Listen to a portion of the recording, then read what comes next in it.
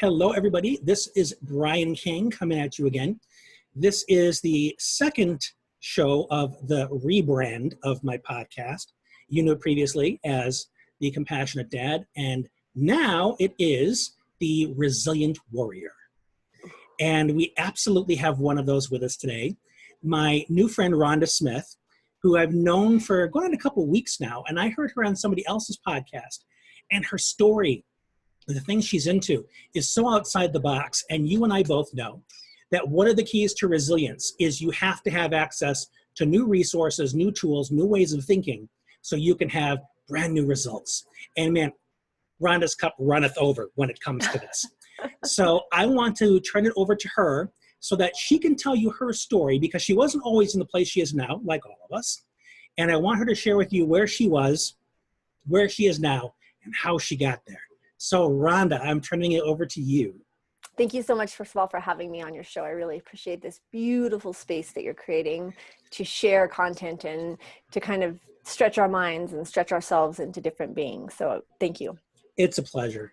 So my story is long. My story really is one about severe codependency and an inability to be self-responsible and self-reliant. And I spent most of my life this way. I'm a really sensitive, deep feeling person, and I wasn't able to understand how to manage the feelings that I was being given. This extreme anxiety from like the moment I was born, and big bouts of depression, and really not knowing how to live in this body and to walk in my truth. And it led me down a road of lots of addiction. I don't believe in addiction in the terms of it's something that I inherited or it's a disease. For me, I find that it was a way to try and cope with the intensity of what I was feeling, or to not cope and to soothe. A lot of, my first pattern with soothing was with food, which started when I was very, very young. I've had extreme weight gain and extreme weight loss in my life, and really trying to just figure out who I was and to walk in this body. This led me down a path of basically hitting rock bottom many times, and then trying to pick myself up or have my family pick me back up, which is what usually happened, and then walking the path again until I stumbled and fell further down the rabbit hole. So this path led me into a 4.5-year meth addiction, everyday use, and 2 suicide attempts, because just was not understanding how to manage what was inside of me. So one night, on the verge of being homeless, which I could have always come home to my family, but for me at the time, that was like a fate worse than death. I screamed into a mirror for God to help me. I had never really had connection to source or to the universe, and I didn't really understand what it meant. And the next morning I woke up with this whole understanding of oneness. Now, I believe the connection was always there, but I believe that my path was meant to be this way, to have me find the depth of having to pull myself up. So through a lot of journaling that morning, and like all this content was coming out of me, like all these steps and things to do, I threw my drugs away in a garbage can, and I drove home to my family, and it led me on this path of purpose. So for the first time in my life, it wasn't about making a ton of money and having a ton of stuff so that I fit in. It was more of living a life to serve, which was really new to me. As soon as I made that choice, the doors that opened for me and the people that came into my life were just profound. Tim Rode at One Life Fully Lived ended up being a really good friend, and kind of took me under his wing and really helped guide me into figuring out who I was. And the most amazing mentors and coaches that I could have ever dreamed of kind of came and gave me time and gave me space to try and help create my life. And I created this brand. So I decided to be a coach. I knew that was like where I was at. I'd been doing it most of my life anyway for others. And I created this brand, which I have a hard time digesting that now, to try and like fit into this world and to sell myself as a coach. And the brand I created was Love Your Big Life. Don't go there. We're taking the website down. But, and it was not me. The pictures were not me. What I was offering was not me. And it was like not congruent. And I had the opportunity to start working with plant medicine, which I had known about for a long, long time. And I found a shaman that was able to support me through really walking through the darkest part of myself, the dark part of my forest, the shadow. And in doing so, I had to feel all of the things that I had been trying not to feel my whole life. And I had to accept it and understand it and really surrender into it. And this really helped me evolve into who I am, or it helped me remember who I've always been. But it gave me the strength and the compassion and the empathy to be able to walk this path in my body, in my truth, and support people from all walks of life. So, and that's pretty much. What I loved hearing throughout your story is the big shifts that you made. For the longest time, it was all about your pain, your suffering, you're trying to escape it. Then you had this shift that moved into other focus, became about service, about how do we bring a release from the suffering for other people. And the most powerful word you used in the middle of all that is choice. You chose to make the shift. Right. Because resilience comes to those who feel like they have the capacity at every moment to take new action, as opposed to, this is happening to me, and I'm such a victim, and why me? And you didn't do that. Oh, don't get me wrong. It wasn't this like moment of like total empowerment by any means. It was more like, I have no idea what the hell I'm walking into right now. And there was incredible fear and a lot of anxiety through a lot of this, like really understanding that I was terrified and petrified of the unknown and very much wanted to stay in a space of being safe. And I didn't have to do huge, bold moves. I just needed to do little steps at a time. And if I had known that day what was coming, like what the path was ahead of me, I don't know if I would have done it. But I didn't know. I didn't have any idea like what I was going to be doing, the level of work and the level of depth I was going to be going into. But now looking back, I wouldn't change a second of it. Wouldn't change a second of trying to kill myself. I wouldn't change a second of all the addiction and all the betrayal and all the self-betrayal, because how am I supposed to be a healer means that we heal ourselves, and then we can support others with healing themselves. And I would have never had the depth to be able to do that without all of those experiences. So you went into it with fear, having to surrender that safety. Yeah. So I'm curious about what compelled you then to go forth taking those little steps. And when you realized, man, is this going to be harder work than I ever imagined, you still kept going. So what was it in those moments that was working for you? I have like a sliver in the brain about really understanding like true potentiality and understanding that like that morning, and I think in my whole life, I'd always known, and as we all are, that I was meant for something great, as we all are meant for something great. You know, we're all equal. We all have a story to share. But it was like I couldn't help myself. I had to keep going. I had to keep figuring it out because I had answers in my life that I wanted the questions to. And it's funny because I got the questions answered and nothing changed. Nothing changed. I was still the same and it was still me, but then I knew, and it gave me different perspective. But how I thought it was going to look when I knew like why I was this way my whole life, or why these things were this way, or why addiction was so prevalent. And I got the answers along the way, but ultimately, you know, I still wake up in the morning with some level of anxiety with things. And, you know, it's still, I do my work, and I have an incredible toolbox of tools that help me manage myself and learn how to be in my body and learn how to still take action even when, and I don't like to use the word fear anymore. I definitely did have fear then, but it was just to step into the unknown. So one of the things that you just alluded to, and I don't want to put words in your mouth in any way, is that becoming much more aware, becoming more evolved, taking better care of ourselves doesn't mean that the suffering or the resistance disappears necessarily. Mm-hmm. What you do is you change your relationship to it. So it's no longer doing you. You are far more behind the driver's seat, right. And you're able to kind of step back from it. Realize it's there, it's doing its thing, you know, alongside you, but you are now more in charge than you have been. Well, and understanding like one of the things I have a hard time with, and I used to be this person, was like, I just wanted to be in positive space. I just wanted everything to be awesome all the time. And that was not feasible for me. I am a feeling human, and I have lots of feelings and a big depth of range of feelings. And it's perfectly okay to be to have sadness, and it's perfectly okay to have, fear or depression or a funky day. It's totally okay not to feel well in the body. And it's okay to be able to verbalize this. Like, we live in this space, like, you have to just focus on what's positive. Well, you can't get from here to there without going through the dark part of the forest and understanding your feelings and sitting in your shit and learning how to feel them, because what we resist persists. And I find, like, when I'm having a bad day or a hard day, if I just kind of avoid it and distract myself and make tea or try and use oils or try and drum to get it out, it's like, why don't you just sit in it, Rhonda, for just a few minutes and see what it's there? Because I believe our shadow is our teacher.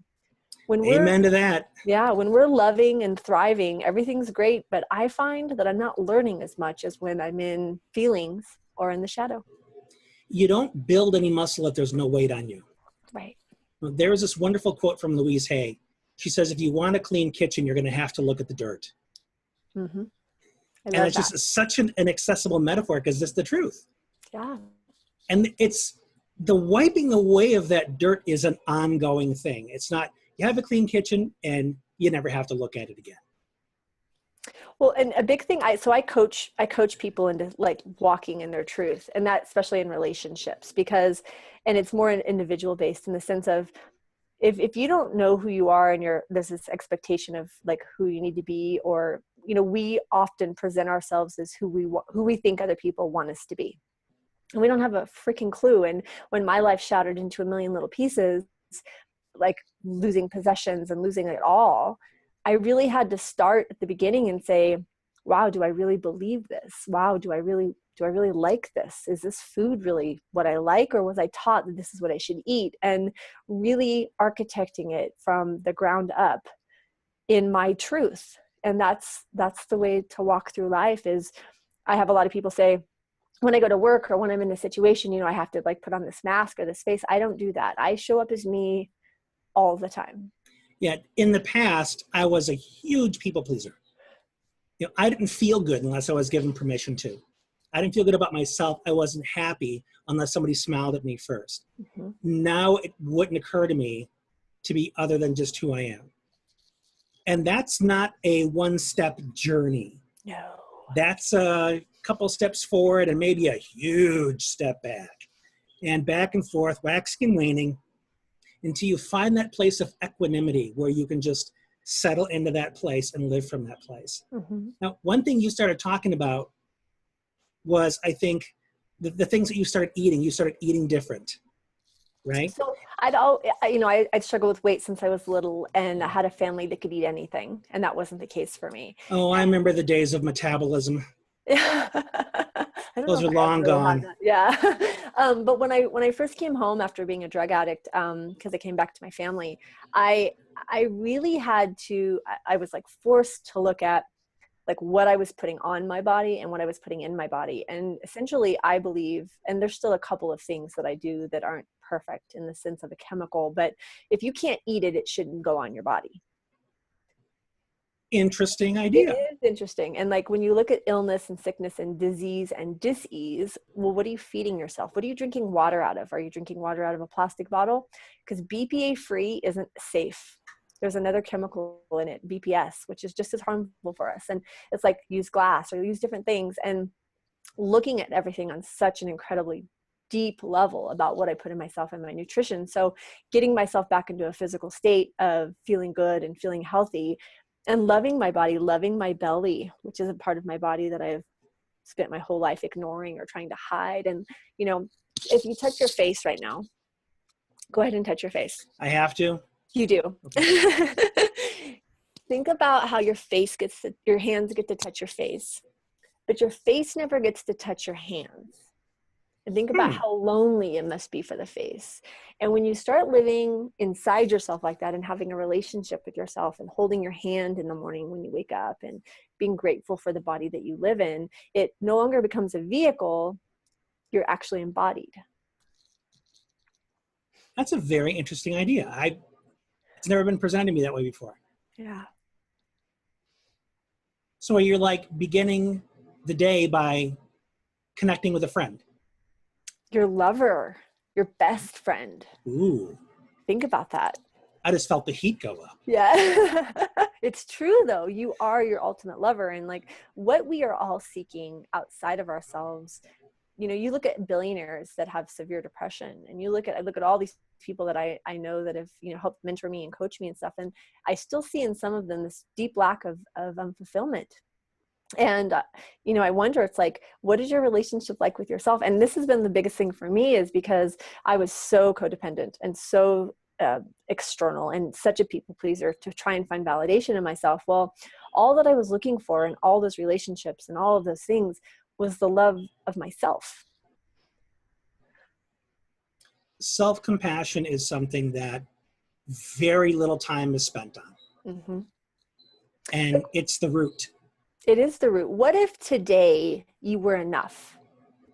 What if you didn't have to do anything to be better or to strive for more or to achieve much more success? Like, what if you could just go sit under a tree and have a picnic with yourself and be completely content and harmonious with just eating a meal with yourself? When you do, there's a big smile across your face. All your anxiety melts away, and you're just connected to every experience you're having. Yes. Most definitely. Yeah, it is about being present. And I understand life happens, but like, it's really challenging for people to be present when they're still working on the stuff that they haven't processed from the past. So yeah. Because that stuff will demand attention from you whenever there's even the slightest reminder that wakes it up and says, oh, hey, I'm still here. I'm still real. I'm still a part of your story. And we're onions, you know, just because I've worked on something doesn't mean that it's healed. I don't know if there's such a thing as healed as much as there is healing. And it's like, oh, that's coming up for me again. There must be another layer to this of understanding and depth. Yeah, I use that. I can't remember what I said I put some kind of post about my own journey the other day on Facebook, and I called myself an infinite onion, because whenever I think, oh man, I've managed this, it's gone. Oh wait, there's this layer I didn't know was there before. Mm-hmm. So you just get used to keep peeling, as opposed to having any sense that there's an endpoint to all this. That as you evolve and as you grow and new experiences come in, it's going to change your relationship to what's there. It might even bring some stuff back, and then you have to process it again in light of new data. Now, with new awareness and new consciousness and new being completely. One of the coolest things about your story is that you at some point found your way to Peru and began studying the ancient natural medicine that's a part of that culture. And it's got some really fascinating sources for its medicines. So some of the medicines I work with are psychedelic. Some of the medicines I work with are purgatives. And the one that I went to Peru to learn to train under so that I could become a practitioner of is called Combo. And Combo is this beautiful, sacred, indigenous treatment. We have to be careful about calling it a medicine because... Yeah, people are listening and they want to regulate you if you use the wrong terms. So it's a treatment, it's a cleanse. And what it does is it can help lift the panema, which is energy, which is stuck energy. It can show up as funk or bad luck or depression or mood or any of these things. In-laws. Yeah, absolutely. But it brings in really strong boundaries, and it rids the body of spiritual, emotional, and physical toxins and energies. And it's a really, really beautiful treatment that, you know, I want to say during the hour where it's being administered, it's not super fun. You know, you're very cathartic from what I understand. The whole point of it is to get you to purge. So to bring you to wellness. And, you know, you may purge in the bathroom, you may purge, you know, in a bucket, you may cry, you may have the chills. There's the different process, but that process really lasts only about 10 to 15 minutes. And then afterward, you know, my vision has been increased. I've had a lot stronger boundary. I truly believe that this medicine has brought extreme healing to codependency in my life so that I could make different decisions and have different relationships, because ultimately it isn't that person wasn't good for me or that person, whatever. That person was put in your life for you to have boundaries. And if you didn't achieve that with that relationship, it's going to be repeated again. That is such a beautiful idea. And one that you articulated so well is the importance of utilizing any experience as a teacher. as a lesson, as opposed to something to regret, to try and wish away. Oh, I wish that never happened. Why? Imagine who you'd be without that. You would be stuck without anything to push and pull with for a while. At some point, you realize there's no need to push and pull. But while you're going through it, you learn where those boundaries need to be. You learn where your strengths are. You learn where you need to do your own work. And then you evolve to the point where you realize, that's what it was. It was all my brain manufacturing this desire to push and pull and clinging to things and trying to hold on. Well, and the way we're wired is so fascinating. Like the impulses that we have, like when a behavior happens, and you can create a pattern break, and you can shift yourself out of that pattern and kind of create a new pathway in the brain, or you can allow it to happen. I mean, I think the first time I really allowed myself to feel, I laid on the floor and cried for like 6 hours, and my family was like, "We need to get you medical help." I'm like, "You need to leave me alone." Because I'm just like releasing some trauma. Yeah, I just need to go through this. Yeah. And, a big part of being who we are is being the ugly crier, and being the moody person, and being feeling, because we were gifted feeling, and it's not supposed to be suppressed in the body. And, it's just like, there are people that choose to do medication, and I understand that there are people who need medication, and it's a path that they choose for themselves, and I completely respect and understand that. But it was not one that worked for me. Every time I tried medication a couple of times, which was kind of forced on me after trying to kill yourself. They kind of do that, which I understand, but it was suppressing what I was feeling, and it was kind of numbing it out, and I couldn't handle the numb. So the only way out is through. So for me, I really had to just feel it. And what is emotion? It's energy in motion. It's one of the most powerful energies that moves us. And, if you do any little bit of reading on it, you realize that passion, enthusiasm, love, all those emotions are what push us to be more human, to create, to evolve. And I imagine it's one of the things that led you down this path of healing, is this desire to feel different. Well, and then redefining love. So the way love was taught to me, or it was shown to me, or it was modeled in the world, was this very storybook way of loving. And I really had to break out of that box and understand that love is all encompassing. Love is grief. Love is sorrow. Love is pain. Love is ecstasy and intimacy and orgasmic states. It's all of it. It's all encompassing. And rather than reacting, like learning is such a key piece. So your path has taken you to so many beautiful places. Do you find it that you are able to attract like-minded people into your life easily? Or are there still people in your life that say, Rhonda, what's going on up there? I have been, so I'm 5'7", and I've been 5'7" since I was 9. Good for you. Early bloomer, huh? Yeah, it was not a good thing. There was no childhood in my life. It was way too fast and way too hard and way too hot. But I've always been a person that was not supposed to be fit in very easily. And what that encouraged in me was that I had like all of these things that I wanted to like explore. And I grew up in a little tiny town with we didn't have MTV, which was like devastating, right? You didn't miss a whole lot. Well, I mean, but to evolve with music was a big part of those things. But like, there was a big, deep part of me that just wanted to leave. And like, I had to go explore and seek the world and find out. So I think for me,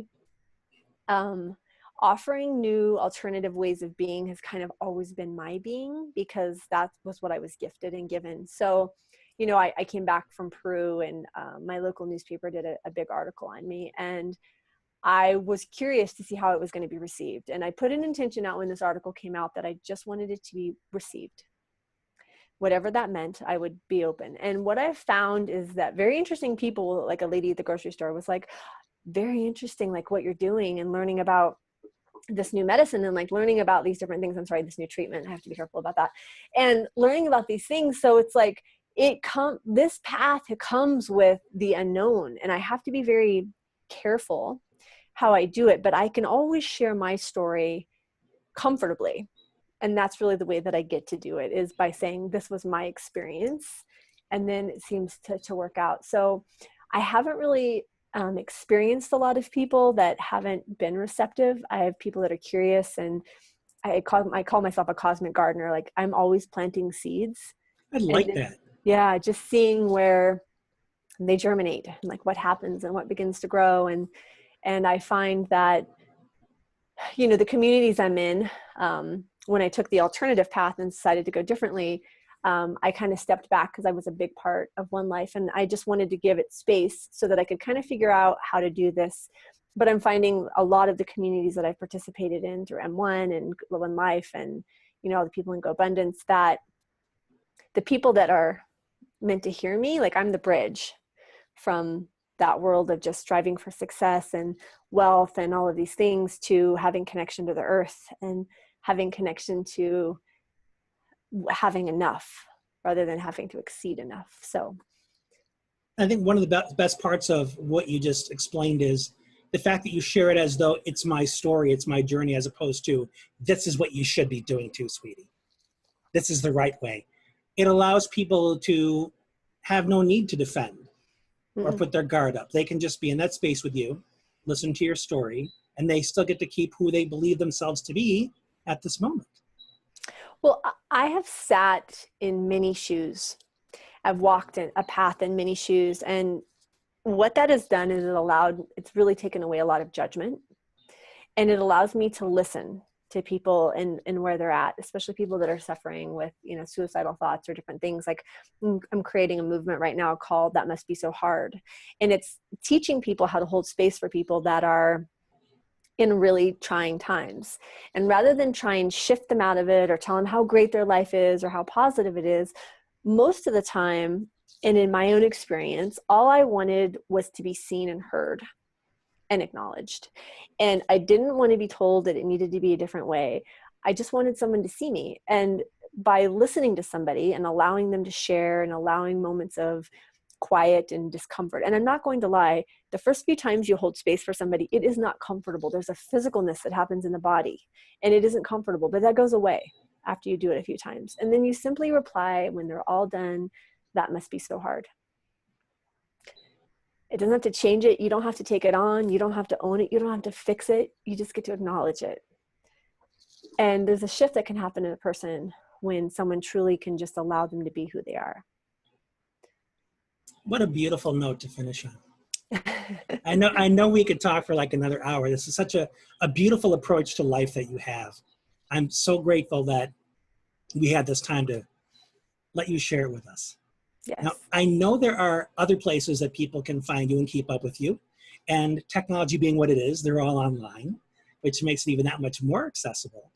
Your primary website is cosmicsmith.com. Right? Yes. Then there's the land of Facebook, where so many of us tend to live these days, including myself.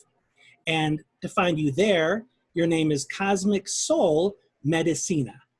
That's for the combo page. So if you're interested, if you're interested in the purgatives. The purgatives, if you're interested in having a combo session or creating a group or having me show up at your retreat to support your group, that's available there. You can also check out Cosmic Smith Facebook page, or you can come over to Rhonda Smith and send me a friend's request. And if you shoot me a note that you heard me on the show, because I need some connection as to why, you know, I'm getting so many Facebook requests today. So the combo retreats, is it BYOB, which means bring your own bucket? No, I will provide the bucket. That's very funny though. That's so generous. Yeah, my brain does that sometimes. Well, we make medicine wear, so we're creating clothes that are like kind of like positive apparel, but medicine wear, where it's clothes that say, you know, like treatment wear. Don't cry over spilt purge, that kind of stuff. So we might have to add BYOB to that. It's treatment wear though, right? It's not medicine wear. Well, yeah, it is. Well, it's still called medicine wear, because in the jungle it is medicine. Okay. It's all a matter of context. I hear you, but I like treatment wear. So Rhonda, thank you so much for coming on. This has been a real blessing. Thank you so much for having me. Everybody who's watching, thank you so much for your time and your attention. I really honor you, and I value you and what you're bringing to the world. Please look Rhonda up. You don't need any more convincing that she's totally awesome. So please track her down, follow her work, and learn from her. This has been Brian. Have an awesome day. We'll talk again soon.